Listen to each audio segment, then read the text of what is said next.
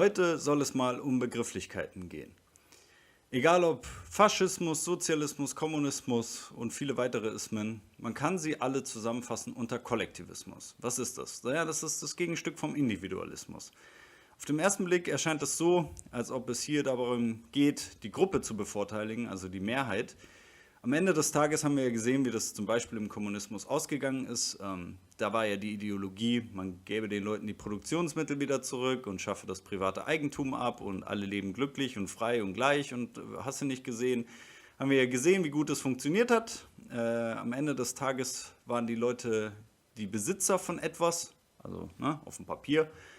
Aber es waren ja die Politkommissare, die darüber bestimmt haben. Und wenn ich etwas besitze auf dem Papier, aber jemand anders mir sagen kann, wann ich es nutze, wie ich es nutze, etc., dann ist das mit dem Besitz so eine Sache.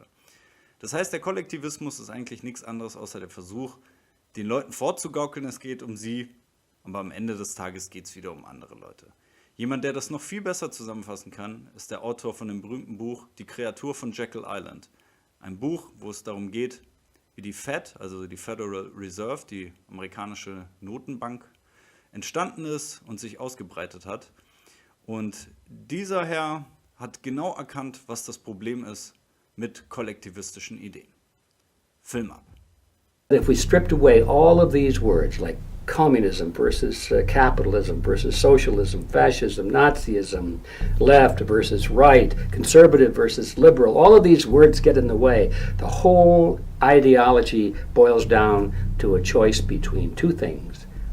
One is individualism, and the other is collectivism. Those words have meaning. They're not familiar to us, but if you look them up in the dictionary, you'll find pretty clear definitions that everybody can agree on.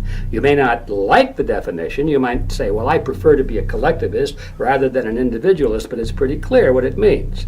Individualism simply, in a general sense, means that the basis of society is the individual. That's the most important element in society. And the purpose of the state is to protect the individual. And the state is the servant of the people. That's individualism. Collectivism, it's the other way around. The collectivists believe that the state or the group is the most important element of society. And the purpose of the people is to serve the state. And there's your choice. Everything boils down to that today. And if we had individualism in America today, as we used to, we don't have it anymore. But if we had it today, we would not have this banking crisis, because the banks are getting away literally with legalized plunder because they're in bed with the politicians and they're using the state in order to plunder the people legally.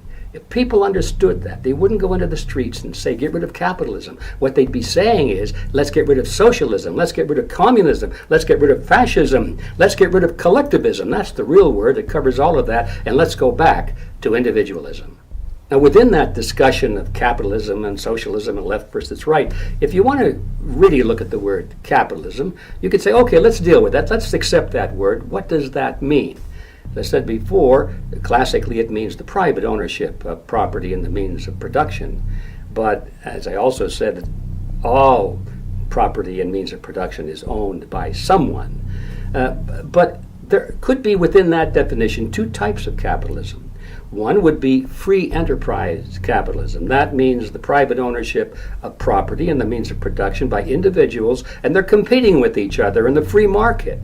They're doing what they can in order to make as much money as they can, but the only way they can make more money is by finding a solution to the needs and the desires of the buyers. In other words, to become wealthy in a free market economy, in a free enterprise system, you have to produce what the consumers want.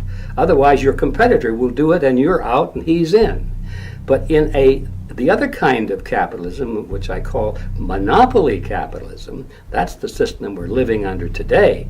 Under monopoly capitalism, people don't get rich by producing better goods and services at lower prices. They get rich by going to the halls of Congress and paying off the politicians to draft laws that legally protect them in commerce and give them an advantage over their competition. So now they get rich because of political influence, and the politicians give them monopolies in the marketplace.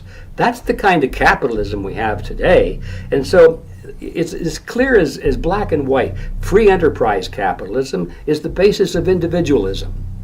Monopoly capitalism is the basis of collectivism.